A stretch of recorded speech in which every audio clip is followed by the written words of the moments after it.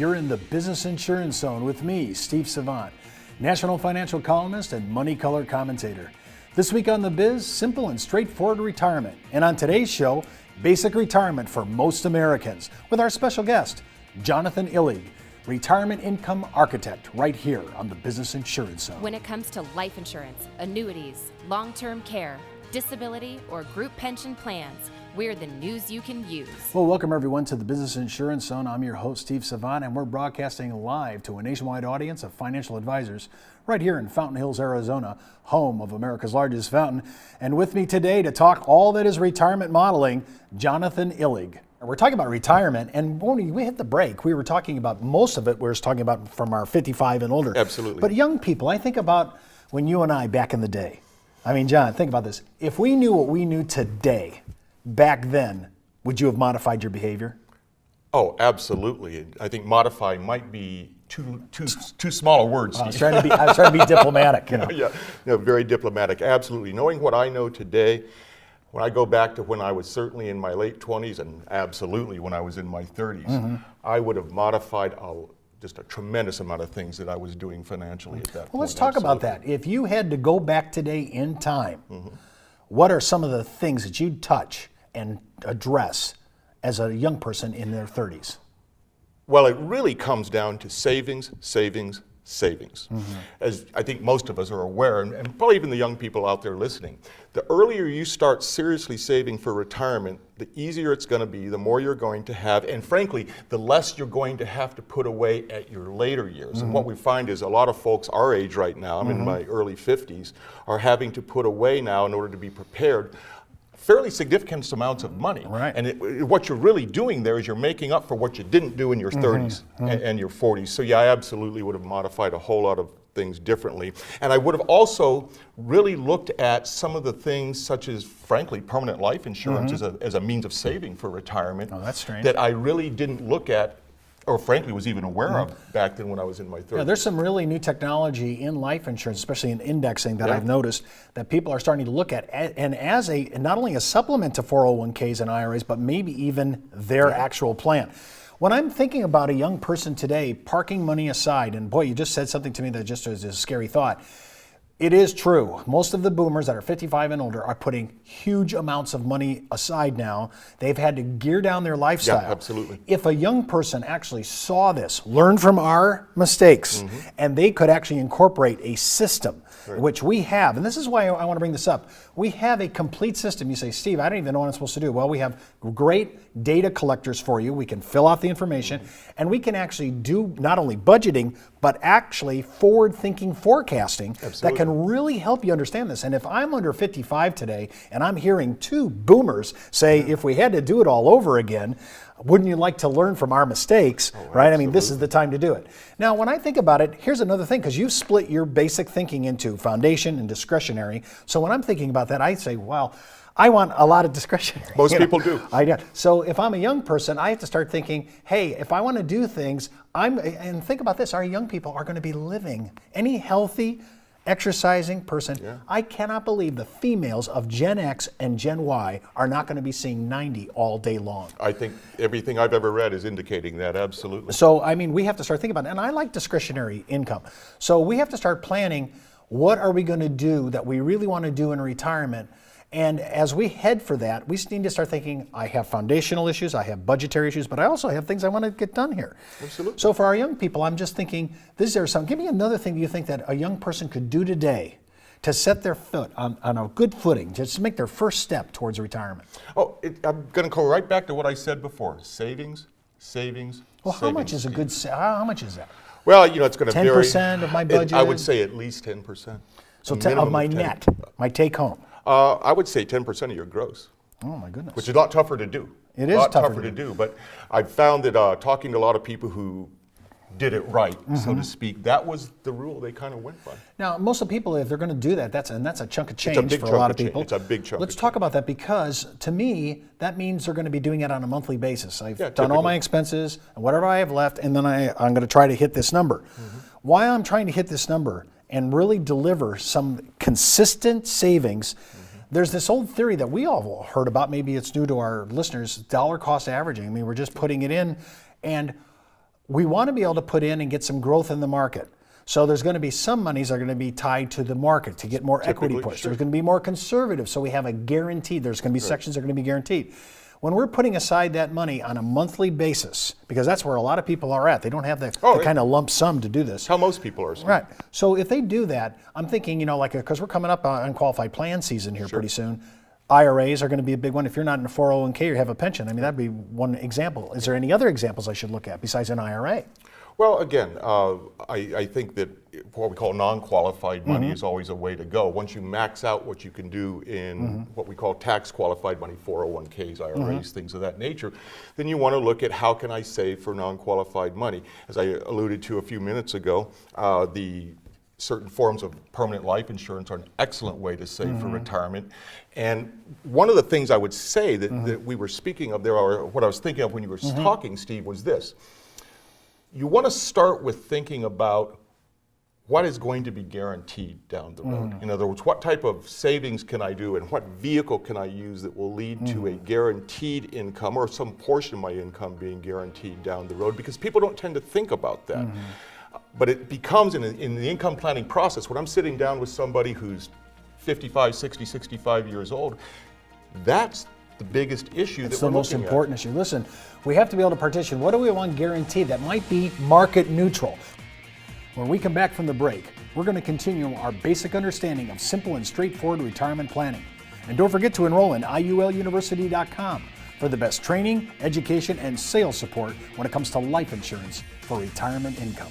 You're listening to the insurance industry's #1 resource for products, planning ideas, carrier information, and interviews you can use. When it comes to life insurance, annuities, long-term care, disability, or group pension plans, we're the news you can use. Did you know the average 401k runs out of money just 7 to 8 years into retirement? Time Magazine, the Wall Street Journal, and many other publications have warned of the difficulty of saving with a 401k. But what if there was a way to create tax-free lifetime retirement income with no stock market risk? Good news, there is. Living in fear of the next market dive is not the way I want to live my life. Why would I go out there and take on risk when I don't need to? I have a lot less stress knowing I can't lose any more of my retirement savings in the stock market. Call now to receive your free, no-obligation analysis of what this retirement vehicle could do for you, a comparison to your current retirement plan, and a free video that explains this exciting opportunity. Start planning a retirement you can enjoy instead of worrying about future tax increases and stock market losses. Creating income that will last your entire life is the most important thing you'll ever do. Take control of your future. Call now for your free analysis, comparison, and video. Well, welcome back to the Business Insurance Zone. I'm Steve Savant with Jonathan Illig. And don't forget, you can request today's material by emailing me, steve@thebiz.tv. And just a heads up, before moving forward with any of the ideas on the show, always consult your tax advisor or legal counsel, as well as broker-dealer compliance officer if you're FINRA licensed. We're running through the basic understanding of simple and straightforward retirement planning with Jonathan Illig, the income architect, and he has huge software that he's developed, and he really, some people that the advisors look to. So when all the professionals in retirement are looking to him and his software, he has one of the leading edge softwares out there that really help us calculate. Now, John, when we're talking about this is the next steps. Our 4 segments. All right, you've talked me into it. You sold me. What do I do now? Let's talk about the first thing. I need to know what a client already has online. I need a good data collector that gives me a good inventory. Talk about a little bit about that asset. Absolutely. We need to know what current retirement savings they have, obviously, what contributions they're making to any retirement savings account, so that we can look at what they're going to have down the road. But from a data collection standpoint as well, it's very important to have a good, what I'll call a projected or an anticipated budget during retirement. We can't completely predict the future. What I typically tell people if they're not yet retired, say 5 years out, is I say, well, pretend you were retired today. What would you be spending money on? Because you know if your mortgage is going to be paid off or it isn't, or et cetera, what cost would you be incurring? And we typically take that in today's dollars, and then we forecast it out with inflation and things of that nature. So that's the information that we need to have from them. Well, let's say we get the data collector, and remember, you can go ahead and write the show oneforthemoney.tv, head out to our site and just write me and say, Steve, I need to see this at oneforthemoney.tv. We'll send you a data collector that gives us an idea of what you have. Sure. But then we're going to try to extrapolate what would a budget look like. I need to kind of say that, like, for example, I know all my kids will be gone. My insurance premium on my car is going to be going down. Yeah, absolutely. My umbrella policies may be reduced. Right. I'm going to have different changes, life events are going to occur. Absolutely. So I want to be able to think about what is that budget going to look like. And here's another thing that I noticed that you do in yours. If you can import this now, Social Security, what does that benefit, at least as it is today? Yeah, exactly. And one of the great things that you can do on the Social Security website, Steve, is you can actually they have a great calculator on there where you can run different scenarios. What might my benefit be in however many years down the road if I keep making the same money I am now, or if that changes, or et cetera. So Is it easy to use, though, John? Exceptionally easy to Really? use. It's actually kind of fun, to tell you the truth. It's kind of fun to get on there and play. And these different scenarios you can run, you can print them, and it's very easy to do, and we can actually show them how to do it. Well, actually, that's really huge because when you think about it, this is a really good boilerplate to go out to the government site on Social Security, run your calculations, see what kind of income you're going to have, and I love the ability to kind of forward forecast. I think I'd be making the same amount of money, maybe a little bit more every year, maybe getting a bonus, and I'm going to start putting that into my Social Security. Now, I've noticed a new trend among boomers.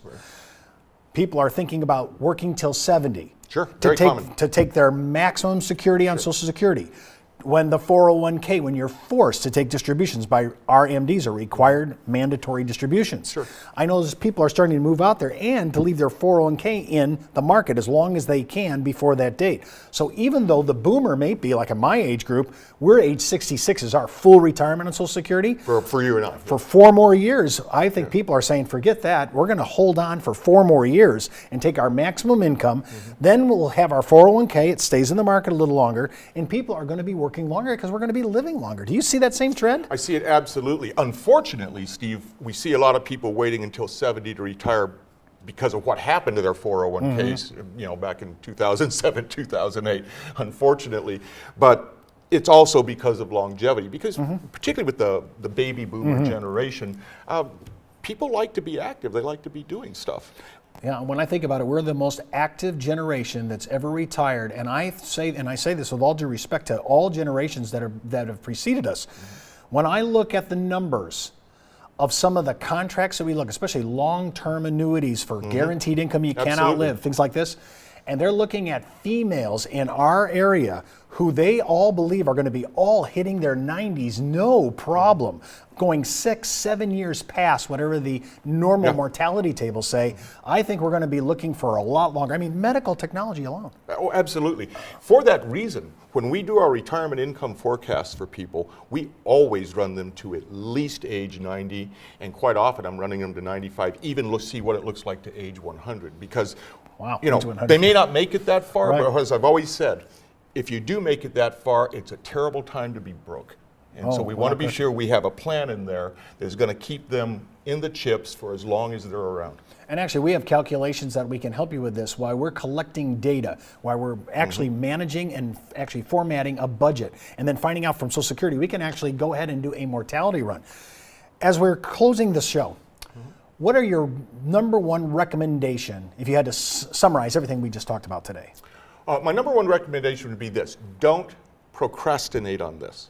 That is the number one thing. What we see quite often is people don't think about this retirement budgeting, how they're going to create their income, et cetera, until, I don't know, a month before they're going to give them the gold watch or whatever it might be. The earlier you start this process, I think that it's ideal, particularly with the types of guaranteed products that we have available today to create guaranteed income and all that. The ideal time is about 5 years before you think you're going to retire to get somebody who does what I do to start looking at this for you and forecasting it out. That's the time to strike. Well, that's our show for today. Remember, you can follow me on Twitter, Facebook, LinkedIn, or email me, steve@thebiz.tv.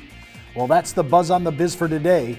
You've been in the zone, the business insurance zone. You're listening to the insurance industry's #1 resource for products, planning ideas, carrier information, and interviews you can use. When it comes to life insurance, annuities, long-term care, disability, or group pension plans, we're the news you can use.